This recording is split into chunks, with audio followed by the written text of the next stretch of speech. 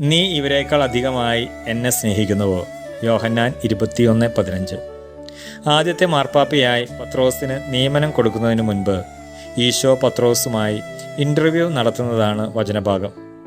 നീ ഇവരേക്കാൾ കൂടുതലായി എന്നെ സ്നേഹിക്കുന്നുവോ എന്നുള്ള ഒരൊറ്റ ചോദ്യമാണ് 3 പ്രാവശ്യം ഈശോ പത്രോസിനോട് ചോദിക്കുന്നത്. 1 യോഹന്നാൻ 1:5 നമ്മൾ ഇപ്രകാരം വായിക്കുന്നു: ലോകത്തെയോ ലോകത്തിലുള്ള വസ്തുക്കളെയോ നിങ്ങൾ സ്നേഹിക്കരുത്. ആരെങ്കിലും ലോകത്തെ സ്നേഹിച്ചാൽ പിതാവിൻ്റെ സ്നേഹം അവനിൽ ഉണ്ടായിരിക്കുകയില്ല.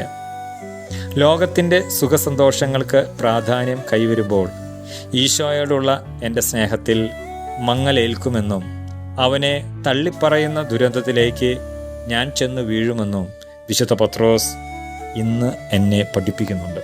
കാലഘട്ടത്തിലൂടെ കടന്നു പോകുമ്പോൾ എൻ്റെ ജീവിതത്തിലുണ്ടാകുന്ന സഹനങ്ങളോടുള്ള എൻ്റെ മനോഭാവം എന്താണ്? ഈശോയോടുള്ള സ്നേഹം എത്രമാത്രം എൻ്റെ ജീവിതത്തിലുണ്ട്? വിശുദ്ധ പത്രോസ് ശ്ലീഹായിലൂടെ ഈശോയുടെ വലിയ സ്നേഹം എൻ്റെ ജീവിതത്തിലേക്ക് കടന്നു വരാൻ ഈശോയോട് നമുക്ക് തീക്ഷ്ണമായി പ്രാർത്ഥിക്കാം.